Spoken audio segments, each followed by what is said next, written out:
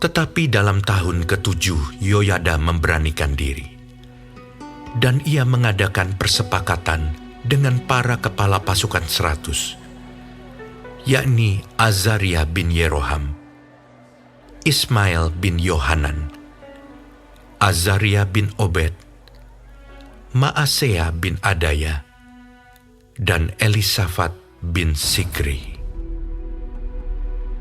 Mereka mengelilingi Yehuda dan mengumpulkan orang-orang Lewi dari semua kota di Yehuda, serta kepala-kepala puak orang Israel, dan mereka semua datang ke Yerusalem. Lalu seluruh jemaah itu mengikat perjanjian dengan raja di rumah Allah. Kata Yoyada kepada mereka, "Lihatlah anak raja, biarlah ia memerintah seperti yang telah difirmankan Tuhan tentang anak-anak Daud. Inilah yang harus kamu lakukan. Sepertiga dari kamu, yakni yang selesai bertugas pada hari Sabat, baik imam maupun orang Lewi, haruslah menjadi penunggu pintu. Sepertiga lagi haruslah berada di istana raja, dan sepertiga pula di pintu gerbang dasar. Sedang seluruh rakyat haruslah berada di pelataran rumah Tuhan. Siapapun tidak boleh memasuki rumah Tuhan, selain daripada para imam dan orang-orang Lewi yang bertugas. Mereka boleh masuk karena mereka kudus, tetapi seluruh rakyat haruslah mentaati peraturan Tuhan. Dalam pada itu, orang-orang Lewi haruslah mengelilingi raja dari segala penjuru, masing-masing dengan senjatanya di tangannya. Dan siapa yang memasuki rumah itu haruslah dibunuh. Dan baiklah kamu menyertai raja setiap kali ia keluar atau masuk." Orang-orang Lewi dan seluruh Yehuda melakukan tepat seperti yang diperintahkan Imam Yoyada. Masing-masing mengambil orang-orangnya yang selesai bertugas pada hari Sabat, bersama-sama dengan orang-orang yang masuk bertugas pada hari itu. Karena Imam Yoyada tidak membebaskan rombongan-rombongan itu. Lalu Imam Yoyada memberikan kepada para kepala pasukan 100 itu tombak-tombak, utar-utar, dan perisai-perisai kepunyaan Raja Daud yang ada di rumah Allah.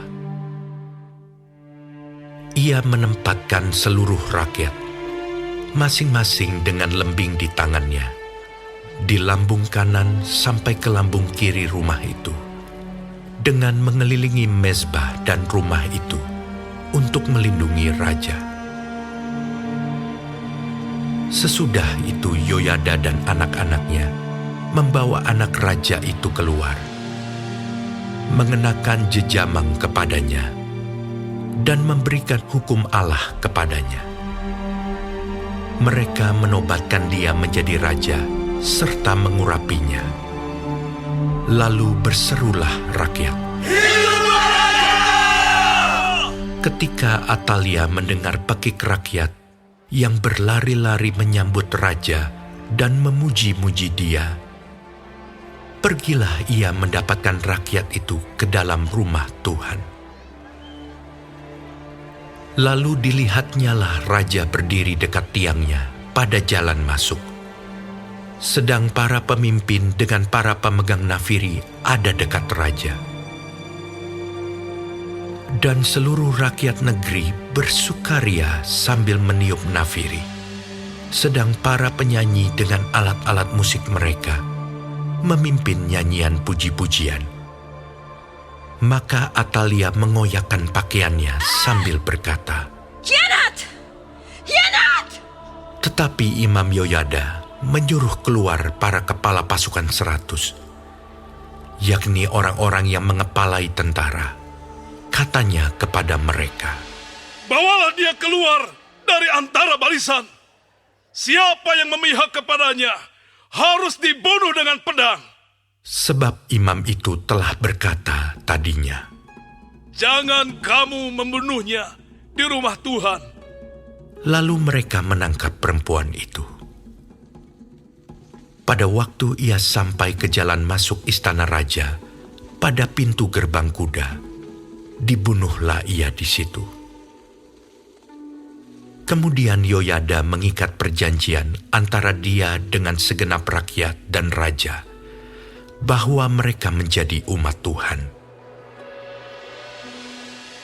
Sesudah itu, masuklah seluruh rakyat ke rumah Baal, lalu merobohkannya. Mereka memecahkan mezbah-mezbahnya dan patung-patungnya, dan membunuh Matan, imam Baal, di depan mezbah-mezbah itu. Kemudian Yoyada menyerahkan pengawasan atas rumah Tuhan kepada imam-imam dan orang-orang Lewi yang telah dibagi-bagi dalam rombongan oleh Daud untuk bertugas di dalam rumah Tuhan, yakni untuk mempersembahkan korban bakaran kepada Tuhan, seperti tertulis di dalam Taurat Musa, dengan sukaria dan dengan nyanyian menurut petunjuk Daud. Juga ditempatkannya penunggu-penunggu pintu pada pintu-pintu gerbang rumah Tuhan, supaya dalam hal apapun juga jangan masuk seseorang yang najis.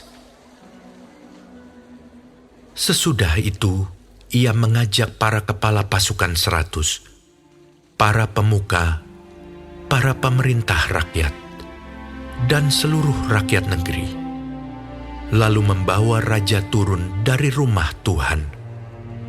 Mereka masuk ke istana raja melalui pintu gerbang atas, lalu mendudukkan raja ke atas tahta kerajaan.